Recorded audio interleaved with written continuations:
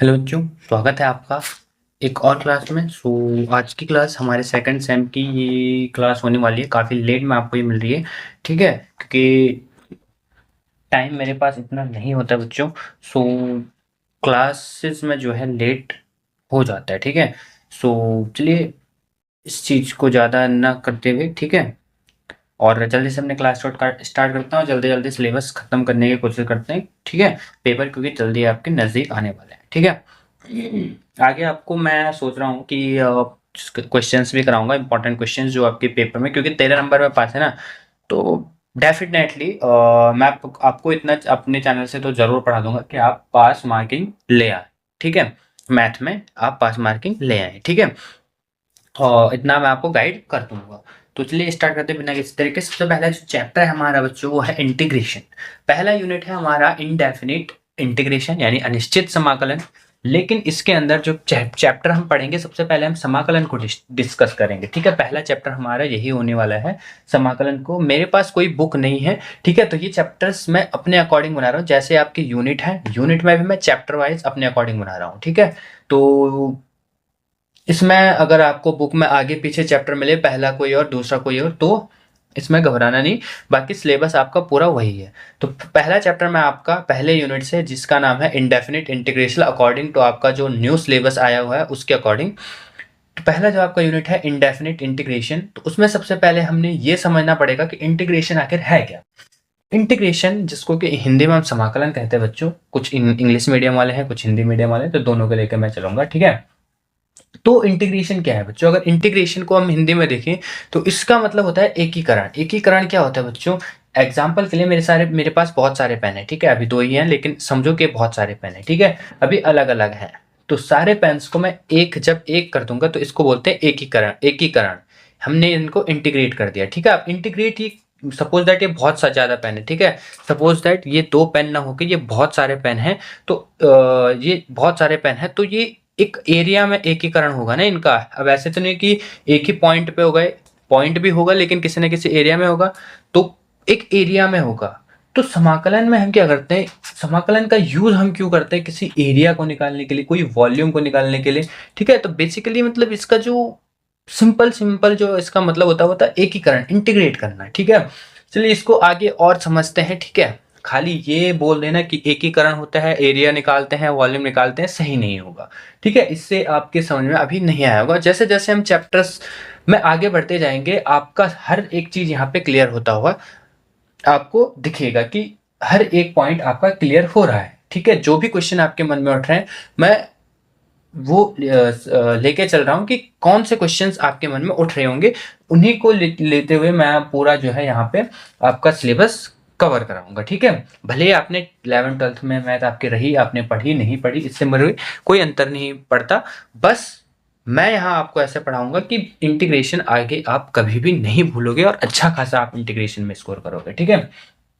तो बच्चों इंटीग्रेशन वही है, जैसे मैंने आपको कहा एकीकरण की, ठीक है। कोई चीज़ छोटे छोटे पार्ट में है या छोटे छोटे किसी भी चीज़ में है, छोटे मतलब अलग अलग टुकड़ों में है, तो उन सभी को जोड़कर उसका टोटल जो वैल्यू है, उसका टोटल वैल्यू है, वो टोटल वैल्यू आपका एरिया का हो सकता है, वो टोटल वैल्यू आपका वॉल्यूम हो सकता है, वो कुछ भी चीज़ हो सकता है, ठीक है। सिविल इंजीनियरिंग में खासकर इसकी ज़रूरत होती है। आपका कॉलम लोड निकालने के लिए, बीम कॉलम इन सब का, तो उसमें ज़्यादातर ये यूज़ होता है, ठीक है। इंजीनियरिंग में काफ़ी ज़्यादा यूज़ होता है, ठीक है। फ्लूइड मैकेनिक्स आपका हो गया, ठीक है। आगे जितने भी सिविल ब्रांच वाले हैं उनको इंटीग्रेशन में काफ़ी ज़्यादा ये हेल्प करेगी, ठीक है। ओके। तो आई होप आप इस चीज़ को समझ गए कि जब हम किसी चीज़ को छोटे छोटे, कोई फलन है या कुछ भी चीज़ है, वो छोटे छोटे पार्ट, अगर पार्ट में है, छोटे छोटे भागों में है, तो उनको जोड़कर जब हम टोटल वैल्यू निकालते हैं, तो वो आपका एक तरह से आप इसको मान के चलिए वो इंटीग्रेशन है, वो समाकलन है, ठीक है। ओके। इसको इंग्लिश में अगर हम कहना चाहें तो हम इसको इस तरीके से बोल सकते हैं कि integration is a mathematical process used to find the total value और accumulation of small parts of a function, ठीक है। एक्युमुलेशन, ठीक है। तो अगर आप आगे चल के जब सिविल में लाइन में जाएंगे, क्योंकि मैं सिविल का स्टूडेंट हूँ, तो आप सर्वे का आप थर्ड सेम में आपका जो है सर्वे एक आपका क्या कहते हैं उसको, सब्जेक्ट होगा जिसमें कि आपको एक एक्यूमुलेशन एरर, ठीक है, एक्यूमुलेशन एरर आप वहाँ पे पढ़ेंगे। अभी आपके समझ में नहीं आएगा, लेकिन एक्यूमुलेशन एरर तो वहाँ पे भी ये सेम चीज़ है, ठीक है। तो अब देखिए इंटीग्रेशन, इंटीग्रेशन बच्चों, इंटीग्रेशन जो होता है वो अवकलन का उल्टा होता है, ठीक है। पिछले क्लास में यानी पिछले सेम में आपने पढ़ा होगा अवकलन, नहीं भी पढ़ा है तो कोई नहीं, मैं आपको बता दूंगा। लेकिन आप ये समझ के चलो कि अवकलन का उल्टा होता है। अवकलन में डिवाइड एंड सब्स्टिट्यूशन यानी माइनस घटाते हैं, तो इसमें इसका उल्टा होता है मल्टीप्लाई और प्लस ऐड करता है, ठीक है, ऐड करते हैं। तो इसका जो साइन होता है ना बच्चों, इसका जो साइन होता है वो कुछ इस तरीके से होता है। कभी भी हम इंटीग्रेशन को डिनोट करेंगे तो ऐसे, ठीक है। ये बेसिकली एस फॉर्म है जिसका मतलब समीशन होता है। समीशन मतलब जोड़ना, सम, ठीक है, सम करना, ठीक है, सम करना। तो इसको जो है ऐसे स्ट्रेच करके ऐसे बना दिया गया है, जिसका मतलब होता है, जिसका मतलब भी ऐड करना ही होता है, समीशन, ठीक है। तो ये इंटीग्रेशन का क्या होता है, इंटीग्रेशन को इससे डिनोट करते हैं, ठीक है। आप ये समझ गए। तो इससे हम कभी भी अगर हम अब क्वेश्चन करेंगे या कोई भी चीज इंटीग्रेशन का करेंगे तो हम ये वाला सिंबल यहाँ पे यूज में लाएंगे, ठीक है। ये चीज आप समझ गए होंगे। एक पॉइंट ध्यान रखना, समाकलन और अवकलन एक दूसरे के क्या होते हैं, उल्टे होते हैं, ठीक है। परिभाषा भी आप इस चीज से बना सकते हैं कि अवकलन के विपरीत, अवकलन की विपरीत प्रक्रिया को समाकलन कहते हैं, ठीक है। आई होप आप इस चीज को यहाँ पे समझे होंगे, ठीक है बच्चों। चलिए आगे बढ़ते हैं। अब देखिए समाकलन में हम क्या करते थे, समाकलन को हम कुछ इस प्रकार सॉल्व करते थे, D by D X, D by D X, suppose that कोई भी है एक्स स्क्वायर, ठीक है, X square is equal to 2x। तो यहाँ पे मैंने अभी आपको कहा था, यहाँ पे अभी मैंने आपको कहा था, चलो सपोज दैट ये आंसर अभी हमारा नहीं आया, कैसे आप अवकलन को सॉल्व करते हो ये चीज भी हम देखेंगे। तो अवकलन में हम क्या करते थे, डी बाई डी एक्स। तो मैंने अभी आपसे क्या कहा था कि कोई भी अवकलन में कोई भी चीज जो है वो डिवाइड में होती है, ठीक है, एक्स के सापेक्ष, ठीक है, विद रेस्पेक्ट टू एक्स हम अवकलन करते हैं इसके रिस्पेक्ट में, इसके सापेक्ष में, ठीक है। तो डी बाई डी एक्स हम वहां पे लिखते थे एक्स के सापेक्ष अवकलन करने पर, ठीक है, derivative with respect to X, ठीक है। तो अब जब भी हम अवकलन करते तो अवकलन में हम कैसे करते थे, जो हमारी वैल्यू ये वाली है, जो पावर में है, जो घात में है, उसको हम आगे लिख देते थे और उससे एक घटा देते थे। तो x और 2 में से एक गया तो एक लिखने की हमें जरूरत नहीं, तो ये हमारा आंसर आ जाता था, ठीक है। अब मैंने क्या कहा, अब मैंने आपसे कहा कि इसकी उल्टी प्रक्रिया है, इसकी उल्टी प्रक्रिया है क्या, समाकलन। तो यानी समाकलन में क्या होता है, अगर हमें इससे ये चीज मिल रहा है तो समाकलन में हम क्या कर सकते हैं, हम इससे ये चीज निकाल सकते हैं।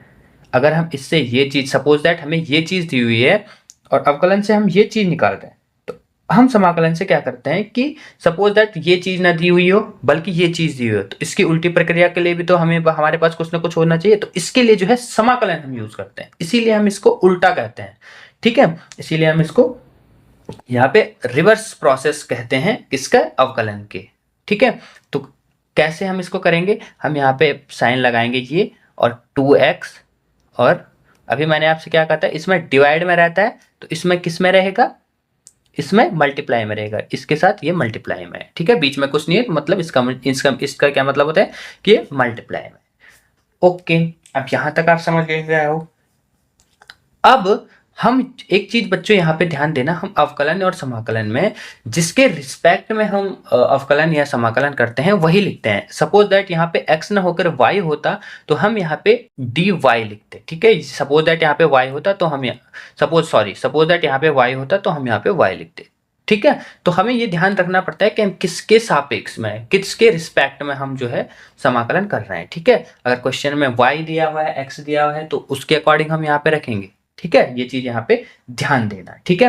अब हम इसको कैसे सॉल्व करेंगे बच्चों, अवकलन मैंने आपको बता दिया कैसे करते हैं कि घात में, अवकलन में हम क्या करते थे, घात को लिखते थे आगे और उसमें से एक माइनस कर देते थे, वो हमारा आंसर आ जाता था। समाकलन में क्या होगा, समाकलन में क्या होगा बच्चों, समाकलन में ये जो आगे का है, ये जो आगे का है, ये तो हमारा क्या हो जाता है, ये 2, ये हमारा एक तरह से आप ऐसे मान के चलो हट जाता है, ठीक है।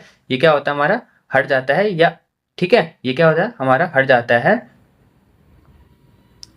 और x की पावर देखो कैसे होगा, ये x की घात में कितना है, x की घात में है 1, ठीक है, सॉरी ये हटता नहीं है, ठीक है, सॉरी 1 मिनट, ओके ये हटता नहीं है, ठीक है, 2x है, एग्जाम्पल के 2x है, ओके। अब हम क्या करेंगे, x की पावर में कितना है 1, तो 1 की पावर में, अब यहाँ पे हम एक पावर में माइनस करते थे, यहाँ पे हम ऐड करेंगे। मैंने आपको कहा था ना कि ये कि डिवाइड अवकलन में क्या होता है, डिवाइड एंड माइनस, और इसमें क्या होता है प्लस एंड मल्टीप्लाई, ठीक है। तो पहले एक घटाते थे, अब एक जोड़ देंगे, तो एक में एक जोड़ देंगे तो 2 आएगा। सेम हम नीचे करते हैं, जो हमारे घात में आएगा वही हमारे नीचे भी आ जाएगा, ठीक है, वही हमारा नीचे आ जाएगा, और चूंकि 1 2 ऊपर ऑलरेडी है तो इस 2 से ये 2 कट जाएगा, और यहाँ पे हम प्लस सी लिख लेते हैं। प्लस सी क्यों बच्चों, प्लस सी यहाँ पे हमारा स्थिरांक होता है बच्चों, एक नियतांक होता है, एक कांस्टेंट होता है, जिसको हम इंटीग्रेशन कांस्टेंट हम इसको बोलते हैं, समाकलन स्थिरांक हम इसको बोलते हैं, ठीक है। आगे हम डिस्कस करेंगे ये सी क्या है, क्यों है, इसका मतलब क्या है, इस चीज पे भी हम आगे क्या करेंगे, यहाँ पे फोकस करेंगे, ठीक है। तो फिलहाल के लिए आप ये समझो कि अवकलन हम ऐसे करते हैं और समाकलन हम ऐसे करते हैं, तो इसी का उल्टा प्रोसेस, अवकलन का उल्टा प्रोसेस समाकलन होता है, ठीक है। आई होप आप इस चीज को यहाँ पे ध्यान में रख रहे होंगे, ठीक है। तो ये हटता नहीं है यहाँ पे, अभी मैंने जैसे आपको सॉल्व कराया वैसे ही, ठीक है। आप बैक जाके अगर आपका समझ में नहीं आया तो आप फिर से पीछे आके इसको दोबारा से देख सकता है, ठीक है, ओके। तो आज की जो इंट्रोडक्शन क्लास है उसमें हमने अभी फिलहाल क्या पढ़ा, समाकलन पढ़ा, मोटा मोटा भी हमने जाना कि समाकलन है क्या, ठीक है, इसको करते कैसे हैं, इसको सॉल्व कैसे करते हैं, ये हमने देखा। लेकिन अभी हमने कंप्लीटली नहीं देखा है कि कैसे हम इसको एक्चुअल में, ये तो नॉर्मल सा क्वेश्चन है, एक नंबर में आपसे क्या मे भी पूछा जाए, ठीक है, ऐसे क्वेश्चन एक नंबर में आपको पूछा भी जा सकता है, ठीक है। तो इन चीजों का यहाँ पे ध्यान में रखेंगे, ठीक है, ओके। तो समाकलन का चिन्ह मैंने आपको बता दिया, इसको ऐसे क्यों बनाया जाता है ये भी मैंने आपको बताया था। इसका मतलब होता है सम, समीशन, ऐड करना, जोड़ना, ठीक है। परिभाषा के थ्रू भी मैंने आपको बताया था, बस इसी को स्ट्रेच कर दिया, ये वाला साइन बन गया, ठीक है, ओके, इतना समझ में आया, ठीक है। चलिए नेक्स्ट टॉपिक पे बढ़ते हैं, ठीक है। समाकलन का चिन्ह मैंने आपको बता दिया। अब देखो बच्चों, यहाँ पे समाकलन के पहले हम जान लेते हैं, हम समाकलन के बारे में तो आप जान चुके हैं, अब इसके टाइप्स जान लेते हैं कि समाकलन कितने टाइप का होता है। तो बेसिकली जो बच्चों हमारा जो इंटीग्रेशन होता है, इंटीग्रेशन यानी समाकलन, वो हमारा 2 टाइप का होता है, ठीक है। इसके जो प्रकार हैं, इसके जो टाइप हैं वो 2 हैं। पहला जो हमारा है वो है इंडेफिनिट, जो कि हमारी यूनिट फर्स्ट है, जिसको कि हम पढ़ेंगे, ठीक है, इंडेफिनिट, हर चीज पढ़ेंगे, आपको टेंशन लेने की जरूरत नहीं है, इंडेफिनिट इंटीग्रेशन। और सेकंड है हमारा, सेकंड क्या है बच्चों हमारा, सेकंड है हमारा डेफिनिट, जो कि हमारा सेकंड यूनिट है, ठीक है। तो हर चीज पढ़ के चलेंगे, लेकिन एक सीरियल वाइज पढ़ते चलेंगे, ऐसे कि नहीं रैंडमली कहीं भी भटक रहे हैं हम, ऐसा नहीं करना है कि हम रैंडमली कहीं भी भटक रहे हैं, ठीक है। तो एक सीक्वेंस में हम करते हुए चले जाएंगे। मैंने आपका जो आपके जो नोट्स तैयार किए हैं, इस तरीके से तैयार करे हैं कि आपका जो ऑनलाइन जो सिलेबस है प्लस आपका जो ओल्ड सिलेबस है वो मतलब लगभग मैच करे और पेपर में आपको इजी हो, ठीक है। सब सीक्वेंस वाइज रखे हैं, ठीक है। ऐसा नहीं कि कभी हम समाकलन पढ़ रहे हैं एकदम से कूद जा रहे हैं इंडेफिनिट इंटीग्रेशन, ठीक है, आज इंडेफिनिट इंटीग्रेशन किया, कल एकदम कूद जा रहे हैं डेफिनिट इंटीग्रेशन, परसों जा रहे हैं सब्स्टिट्यूशन मेथड पर, फिर जा रहे हैं पार्शियल फ्रैक्शन वाले मेथड पे। ऐसा नहीं करना है, सीरियल वाइज, ठीक है। तो अभी हमने पहले जाना इंटीग्रेशन क्या होता है, अब हम जानेंगे इंटीग्रेशन कितने टाइप का होते हैं। तो इंटीग्रेशन बच्चों 2 टाइप के होते हैं। पहला इंडेफिनिट, जिसको हिंदी में बोलते हैं अनिश्चित समाकलन, दूसरा होता है डेफिनिट इंटीग्रेशन, हिंदी में इसको बोलते हैं निश्चित समाकलन। अब थोड़ा यहाँ पे डिफरेंस जान लेते हैं इंटीग्रेशन और सॉरी इंडेफिनिट इंटीग्रेशन और डेफिनिट इंटीग्रेशन, ठीक है। इन दोनों में डिफरेंस जान लेते हैं, यही इन्हीं डिफरेंस से हमें यहाँ पे क्लियर होगा कि हम ये सी क्यों लिखते हैं, ठीक है। ये सी हम क्यों लिखते हैं, ये कांस्टेंट क्या होता है, कहाँ से आता है, इन्हीं पे डिस्कस करने से हमारा ये वाला पार्ट भी क्लियर हो जाएगा, ठीक है, ओके। तो चलिए सबसे पहले अनिश्चित समाकलन। अनिश्चित समाकलन 1 नंबर में पूछा जा सकता है आपसे, 1 नंबर में अनिश्चित समाकलन किसे कहते हैं या अनिश्चित समाकलन क्या होता है।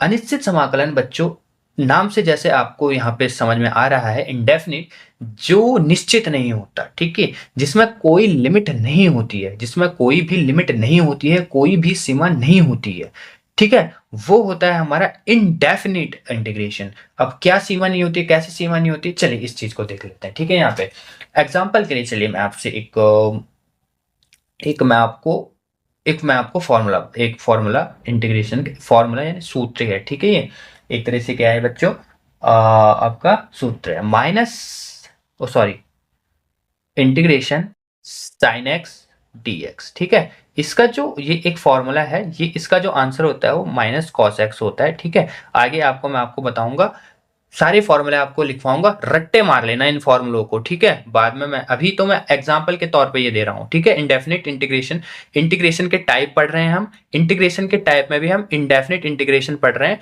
और ये एक फॉर्मूला है जिसको कि मैं एग्जाम्पल के तौर पर आपको बता रहा हूँ। ठीक है, आगे मैं आपको सारे फॉर्मूले के लिस्ट दे दूंगा। ठीक है, हर एक फॉर्मूले को मैं आपको बता नहीं सकता, बहुत सारे फॉर्मूले हैं, तो बहुत सारे वीडियो हम नहीं बनाएंगे। ठीक है, फॉर्मूले का चार्ट मैं आपको बना के दे दूंगा, उनको रट लीजिएगा, क्योंकि एक एक नंबर में आपको डायरेक्टली आपसे फॉर्मूले पूछे जा सकते हैं। आपसे ऐसे भी पूछा जा सकता है कि बताओ भाई integration sine x D x is equal to what, या यहाँ पे फिल इन द ब्लैंक्स में आपको दे दिया जाए, या ऐसे आपको पूरा एक फॉर्मूला बना के दे दिया जाए, ट्रू फॉल्स में पूछ लिया जाए, तो कुछ भी आपसे पूछा जा सकता है। तो आपको जो फॉर्मूले हैं वो आपको याद करने हैं, लर्न करने हैं, रट्टे मार लो उनको। ठीक है, इतना आप कर लेना। ठीक है, ओके। तो हम इंडेफिनिट इंटीग्रेशन में हम ये एग्जांपल ले रहे थे। तो देखो बच्चों, कभी भी जैसे हम कोई भी इंटीग्रेशन करते हैं, तो हम जब हम इंटीग्रेशन करते हैं तो साइन एक्स, जब हमारा ये जो सूत्र होता है बच्चों, ये क्या होता है, sine x, integration sine x D x is equal to minus cos x plus c. C जैसे कि मैंने आपको बताया ये एक कांस्टेंट होता है, एक स्थिरांक होता है। ठीक है, अब ये सी की जगह में कुछ भी हो सकता है, कोई भी सी जो है, सी बिलोंग करता है, ये बिलोंग का जो है ये साइन होता है। आप कहीं भी अगर आप इस चीज से परिचित ना हो कि ये ऐसा ऐसा ये क्या साइन है, तो ये बिलोंग्स टू का जो है क्या होता है, साइन होता है। ठीक है, बिलोंग्स टू इसको बोलते हैं, तो ये बिलोंग्स टू, तो सी किसको बिलोंग करता है, आर को, यानी आर बोले तो रियल नंबर, वास्तविक संख्या। वास्तविक संख्या हमारी कौन सी होती है, वास्तविक संख्या। ठीक है, वास्तविक रियल नंबर। ठीक है, वास्तविक मतलब जो भी संख्याएं हम देखते हैं वो वास्तविक संख्या मतलब वास्तविक संख्या होती है। ठीक है, 0 1 2 3 4 5 6 7 8 9 10 कुछ भी हो सकता है, एनीथिंग एल्स। तो सी जो है ये होता है। ठीक है, कोई भी नंबर हो सकता है, एग्जाम्पल के लिए सी आपका 0 हो सकता है, सी आपका 1 हो सकता है, सी आपका 2 हो सकता है, सी आपका 3 हो सकता है, सी आपका 4 हो सकता है, कुछ भी हो सकता है। ठीक है, कुछ भी यहाँ पे हो सकता है। अब यहाँ पे अगर सी कुछ भी हो सकता है, तो यहाँ पे हम अंदाजा लगा सकते हैं कि अगर हम साइन एक्स डी एक्स का इंटीग्रेशन करें तो हमें बहुत सारी जो है वैल्यू निकल के मिलेंगी। बहुत सारी वैल्यूज क्या क्या मिल सकती है, हमें माइनस कॉस एक्स प्लस 1 मिल सकता है, हमें माइनस कॉस एक्स प्लस 2 मिल सकता है, माइनस कॉस एक्स प्लस 3, क्योंकि भाई सी की वैल्यू तो कुछ भी हो सकती है ना। और इंटीग्रेशन इंडेफिनिट और इंटीग्रेशन कहता है कि हमारा जो फॉर्मूला है वो ऐसे में खुलेगा प्लस सी करके, और सी तो कुछ भी हो सकता है, यानी बहुत सारी वैल्यूज हमारे पास निकल के आ सकती हैं। अब जब बहुत सारी वैल्यूज हमारे पास निकल के आ जाएंगी, तो ये हमारा होगा इनडेफिनिट, अनिश्चित, निश्चित नहीं है ये, इसमें निश्चित नहीं है। क्यों निश्चित नहीं है, क्योंकि हमारे ये कांस्टेंट सी आ जा रहा है। इस सी की वैल्यू बदलने पर हमारा जो पूरा जो ये है ये बदल जाएगा, यानी निश्चित नहीं होगा, एक एक फिक्स वैल्यू नहीं होगी, एक फिक्स वैल्यू नहीं होगी, एक अद्वितीय मान नहीं होगा, बल्कि बहुत सारे इसके वैल्यूज, बहुत सारे इसके मान हो जाएंगे। तो इसीलिए इसी सी के कारण ये जो टाइप होता है, ये एक टाइप बन जाता है हमारा इनडेफिनिट इंटीग्रेशन। आई होप आप इस चीज को समझ गए होंगे। इसमें क्या होता है कि सी की वैल्यू कुछ भी हो सकती है, तो कुछ भी हो सकती है 1 2 3 4, तो बहुत सारे यहाँ पे वैल्यू बन सकते हैं, और बहुत सारे वैल्यू बनेंगे तो अनिश्चित में आ जाएगा। ठीक है, अगर किसी चीज की बहुत सारी वैल्यू है तो आप उसको निश्चित थोड़े ना कह सकते हो, वो तो अनिश्चित हो गया कि अलग अलग वैल्यू, बार बार अलग अलग वैल्यू दिखा रहे हैं। तो इस प्रकार का जो इंटीग्रेशन होता है बच्चों, वो इंडेफिनिट इंटीग्रेशन में आता है। ठीक है, और डेफिनिट इंटीग्रेशन में क्या होता है, डेफिनिट इंटीग्रेशन में जो है बच्चों ये सी नहीं आता है। कभी भी अगर आप डेफिनिट इंटीग्रेशन के क्वेश्चंस को करेंगे तो आप इस सी को डिनोट नहीं करेंगे, इस चीज का आप विशेष ध्यान रखेंगे। अगर आप डेफिनिट इंटीग्रेशन के किसी क्वेश्चन को सॉल्व कर रहे हैं तो उसमें प्लस सी नहीं आएगा, क्योंकि प्लस सी आपके इंडेफिनिट इंटीग्रेशन को डिनोट करता है। इस चीज को यहाँ पे आपको ध्यान में रखना है क्वेश्चन करते समय। ठीक है, तो आई होप आप समझ गए होंगे डेफिनेट में क्या होता है, इनडेफिनेट में क्या होता है। ठीक है, डेफिनेट अभी हमें उतने अच्छे से नहीं समझा है। ठीक है, अभी ध्यान दो, डेफिनेट अभी हमने उतने अच्छे से नहीं समझा है, अभी हम खाली इनडेफिनेट की बात कर रहे हैं। तो इनडेफिनेट में आपका क्या होता है, प्लस सी करके कभी भी हम सॉल्व करेंगे तो प्लस सी करके हम इसको सॉल्व करेंगे। सी क्या होता है, सी होता है हमारा कांस्टेंट, इंटीग्रेशन कांस्टेंट, और इसकी वैल्यू बदलने पर समाकलन की वैल्यू बदलती है, इसीलिए इंटीग्रेशन में सॉरी इंडेफिनिट यानी अनिश्चित समाकलन के अंतर्गत इसको हम पढ़ते हैं। आई होप आप इस चीज को यहाँ पे समझ गए होंगे बच्चों। ठीक है, समझ गए हैं कि नहीं समझ गए? ठीक है, आई होप आप यहाँ पे समझ गए होंगे। अब देखो बच्चों, इंडेफिनिट इंटीग्रेशन हमने क्या करा, यहाँ से हमने इंडेफिनिट इंटीग्रेशन पढ़ लिया। चलो ठीक है, मोटा मोटा समझा भी। अभी हम इसको पढ़ नहीं रहे हैं। ठीक है, मैं परिचय करा रहा हूं आपका, कुछ बेसिक्स टर्म्स से हम किस तरह से चलते हुए पढ़ेंगे, वो चीज हम यहाँ पे क्या कर रहे हैं, वो चीज हम यहाँ पे लेते हुए चल रहे हैं। सबसे पहले हम समाकलन पढ़ेंगे। समाकलन के अंतर्गत जो हमने इंट्रोडक्शन पढ़ लिया, इंट्रोडक्शन तो हमने पढ़ लिया, समाकलन का इंट्रोडक्शन हमने अच्छे से पढ़ लिया। उसके बाद दूसरे नंबर पे हम क्या पढ़ेंगे बच्चों, दूसरे नंबर पे हम पढ़ेंगे इंटीग्रेशन के टाइप। उसमें भी हम पहली चीज क्या पढ़ेंगे, इनडेफिनिट इंटीग्रेशन। फिर दूसरा टाइप पढ़ेंगे डेफिनिट इंटीग्रेशन। तो पहला जो टाइप है वो आपका पहला यूनिट है, जिसको हम पहले यूनिट के अंतर्गत में पढ़ेंगे। दूसरा यूनिट आपका डेफिनिट वाला। ठीक है, ओके। तो अब इंडेफिनिट हमने थोड़ा बहुत मोटा मोटा ऊपर से समझ लिया। अब डेफिनिट पे चलते हैं। डेफिनिट में क्या होता है बच्चों, डेफिनिट में जो है लिमिट्स होती हैं। इंडेफिनिट में अगर लिमिट्स नहीं होती हैं तो उसके उल्टा डेफिनिट में लिमिट्स होती हैं। लिमिट्स भी दो टाइप के होते हैं, इसमें लोअर और अपर, इसके बीच में आपका लिमिट होता है। इसको हम कैसे लिखते हैं, इसको हम कुछ इस प्रकार से लिखते हैं। एग्जाम्पल के लिए मैं ले लेता हूं ए और बी, ऐसे लिखते हैं हम इसको, इंटीग्रेशन का साइन बना के इसके नीचे ए और इसके ऊपर बी। ठीक है, ये ए और बी इसके लिमिट्स को दर्शाता है कि इसकी सबसे कम लिमिट क्या हो सकती है और इसकी सबसे ज्यादा लिमिट क्या हो सकती है, ये इस चीज को दर्शाता है। ठीक है, अब किसी चीज की लिमिट होगी तो कुछ ना कुछ तो उसकी लिमिट होगी, तो उसकी सबसे कम लिमिट क्या है वो ए दिखाता है, उसकी सबसे ज्यादा लिमिट क्या है उसको बी दिखाता है। ठीक है, कम मतलब नीचे को, नीचे वाला, ज्यादा मतलब ऊपर वाला। ठीक है, लिमिट को दिखाता है ये। ठीक है, अब यहाँ पे मैं कुछ भी ले लेता हूं, मैं एफ एक्स ले लेता हूं, एफ एक्स डी एक्स। ठीक है, अब कभी भी हम इसको सॉल्व करेंगे तो हम इसको जब सॉल्व करेंगे तो मैंने आपसे क्या कहा था, यहाँ पे सी नहीं आएगा, प्लस सी नहीं आएगा। प्लस सी क्यों नहीं आएगा बच्चों, प्लस सी इसलिए नहीं आएगा क्योंकि सी तो अलग अलग वैल्यूज को दिखा देता है ना। सी क्या करता है, सी अलग अलग वैल्यू को दिखाता है। ठीक है, सी किसको दिखाता है बच्चों, अलग अलग वैल्यूज को यहाँ पे आपका दिखाता है, लेकिन हमें अलग अलग वैल्यूज तो नहीं चाहिए इसकी। ठीक है, क्योंकि डेफिनिट है, अलग अलग वैल्यूज तो आ ही नहीं सकती। डेफिनिट है तो एक ही वैल्यू निकल के आएगी, एक ही वैल्यू निकल के आएगी, तो ये कांस्टेंट तो आएगा नहीं। ठीक है, समझे आप बात? ओके, आई होप आप इस चीज को यहाँ पे समझे होंगे बच्चों। आप इस चीज को यहाँ पे समझे होंगे।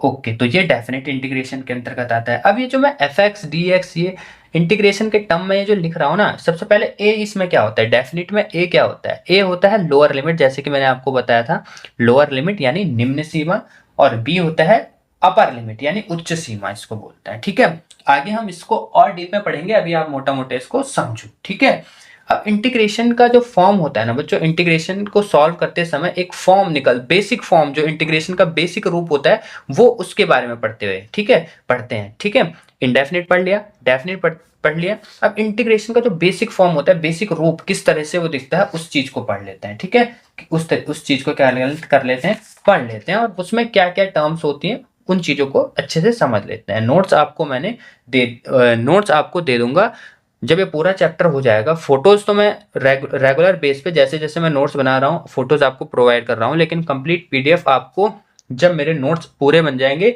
उसके बाद, मतलब एक चैप्टर का जैसे पूरा बन जाएगा, टेलीग्राम पे आपको अपलोड कर दूंगा। ठीक है, वो ठीक है। तो बेसिक जो इसका फॉर्म होता है वो कुछ इस टाइप से होता है बच्चों, कहीं कहीं पे जी कुछ भी लिख सकता है, मैं यहाँ पे कैपिटल एफ एक्स से आपको दिखा रहा हूँ, प्लस सी। ठीक है, सी लिखना जरूरी है ताकि पता चले, जिसमें सी नहीं होता वो समझ लो डेफिनेट है, जिसमें सी होता है वो इनडेफिनेट है, बट लिख रहा हूं ताकि आपको पता चल सके कि ये सी क्या है। ठीक है, इसका मतलब पता चल सके आपको, इसलिए लिख रहा हूं। तो ये जो ये होता है, ये जैसे कि मैंने आपको बताया, ये साइन होता है किस चीज का, इंटीग्रेशन का क्या होता है, ये साइन होता है, ठीक है। इस चीज को यहाँ, यानी समाकलन का क्या होता है, ये चिन्ह होता है, ठीक है। ये जो एफ एक्स होता है बच्चों, इसको बोलते हैं इंटीग्रैंड। इंटीग्रैंड यानी समाकल्य, जिसका हम समाकलन करते हैं, जिसका समाकलन करते हैं वो ये होता है, ठीक है। जिसका समाकलन करते हैं, जिस फलन का, जिस फंक्शन का हम क्या करते हैं, इंटीग्रेशन करते हैं, उसको कहते हैं इंटीग्रैंड, हिंदी में समाकल्य। और ये जो ये है, किसके रिस्पेक्ट में हम समाकलन कर रहे हैं, किसके रिस्पेक्ट में समाकलन कर रहे हैं, वो होता है dx, ठीक है। किसके रिस्पेक्ट में, किसके सापेक्ष हम समाकलन कर रहे हैं, वो होता है dx। अब मैंने आपको एक चीज बताई थी, जो चीज यहाँ पे होगा वो यहाँ पे होगा। सपोज यहाँ पे a होगा, तो अगर एफ ए होगा तो यहाँ पे हम a के सापेक्ष अवकलन करेंगे, समाकलन करेंगे। अगर b होगा तो b के रिस्पेक्ट में हम क्या करेंगे, समाकलन करेंगे, इंटीग्रेशन करेंगे, ठीक है। इस चीज को ध्यान में रखना, ओके, ठीक है। अब ये जो ये वाली चीज होती है, ये होती है बच्चों प्रिमिटिव। इसको प्रिमिटिव भी आप बोल सकते हैं, एंटी डेरिवेटिव भी आप इसको बोल सकते हो, आप इसको इंटीग्रल भी बोल सकते हो। यानी ये जब हम इस फंक्शन का समाकलन कर लेते हैं तो जो आंसर हमें मिलता है वही समाकलन है। इसको प्रति अवकलज, एंटी डेरिवेटिव का मतलब होता है प्रति अवकलज, ठीक है। इंटीग्रल का मतलब होता है समाकलन। तो ये हमारा आंसर हुआ, यानी ये हमारा समाकलन हुआ, ठीक है। इसको एंटी डेरिवेटिव यानी प्रति अवकलन इसलिए कहते हैं क्योंकि मैंने आपको स्टार्टिंग में बताया था कि ये उल्टा प्रोसेस होता है किसका, समाकलन का, ओ सॉरी अवकलन का। यहाँ पे मैंने आपको बताया था ना कि अवकलन का अवकलन, जब हम ऐसे करते हैं तो ये अवकलन हो गया, इसी को जब हम उल्टा करते हैं तो समाकलन। तो इसी को, समाकलन को प्रति अवकलन भी यहाँ पे कहते हैं, ठीक है। और ये लास्ट में आपका स्थिरांक यानी कांस्टेंट, जिसको हम नियतांक भी कहते हैं, ठीक है। इस चीज का यहाँ पे ध्यान रखना। तो सबसे पहले हमने पढ़ा समाकलन का परिचय, पहली चीज समाकलन का परिचय। दूसरी चीज, वो कितने टाइप के होते हैं, 2 टाइप के, कौन कौन से, कैसे, किस फॉर्म में होते हैं, वो पढ़ा।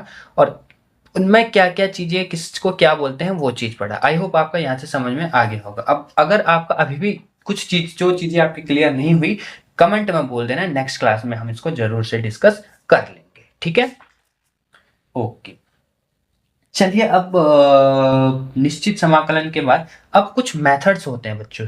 अब हमें ये तो पता चल गया कि डेफिनिट क्या होता है, इनडेफिनिट क्या होता है। अब इनको सॉल्व करने की विधियां क्या होती हैं, इनको सॉल्व करने की विधियां कौन सी, क्या होती हैं, कितनी होती हैं, उस चीज पे फोकस कर लेते हैं। तो यहाँ पे हम नेक्स्ट जो पॉइंट डिस्कस करेंगे बच्चों, वो पॉइंट हमारा क्या होगा, मेथड्स ऑफ इंटीग्रेशन, ठीक है। समाकलन हल करने की विधियां। तो आपकी जो बुक है उसमें 3 ही विधियां दी हुई है, हमने ज़्यादा किसी कुछ फोकस बाकी करना नहीं है।